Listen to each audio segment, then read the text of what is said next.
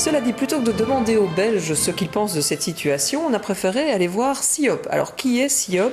Eh bien, c'est un Français, il est peintre et sculpteur, et puis surtout, il nous a envoyé un mail avec quelques photos de ses tableaux, et ça a interpellé Marc Kochinski. Un beau jour, il y a 23 ans, Jean-Marc, alias Siop, a débarqué à Liège avec son sac à dos. Il était en route pour la Suède, mais l'accueil de la Cité Ardente lui a tellement plu qu'il est resté.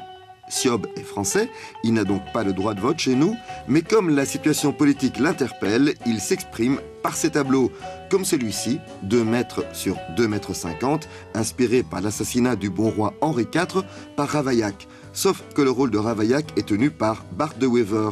Mais pourquoi il est en Fiat, Albert II?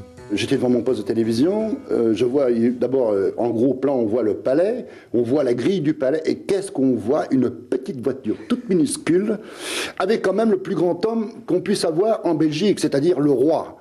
Donc quand vous avez un grand homme dans la plus petite voiture, pour ainsi dire, ici en Belgique, c'est surréaliste. Les personnages de votre tableau, ils n'ont pas de visage, je ne vous ai pas encore fait? Si, ils sont faits, ils sont terminés. Voici des personnes qui sont en train de regarder impassiblement, comme des poupées de cire.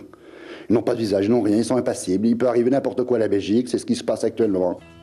Siop rêve, pour cette toile, d'une exposition itinérante qui se terminerait par une vente aux enchères. Vous pensez vraiment qu'il y a beaucoup de monde qui rêve d'avoir un tableau avec un De Wever géant sur les murs du salon? Vous savez, une peinture, quand on la fait pour décorer, on fait des fleurs.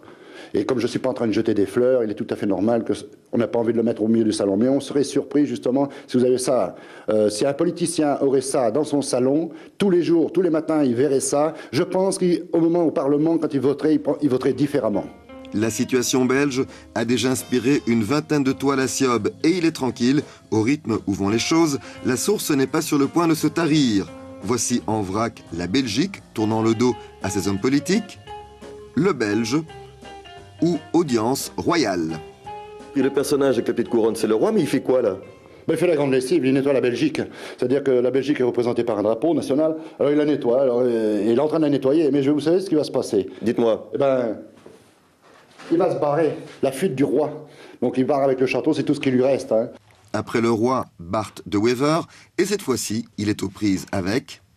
La Wallonie, pour l'instant, est comprise comme, voyez, comme une boîte de conserve, comme quelque chose où il n'y a plus rien, tout est perdu, les Assyries ne marchent plus, rien du tout.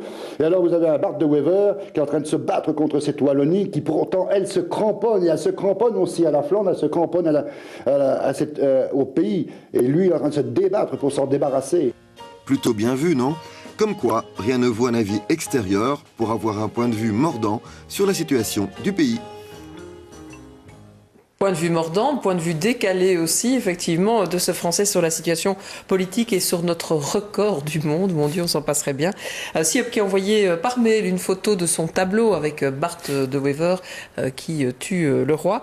Alors qu'il est, il attend toujours la réponse du premier flamand Bart de Wever.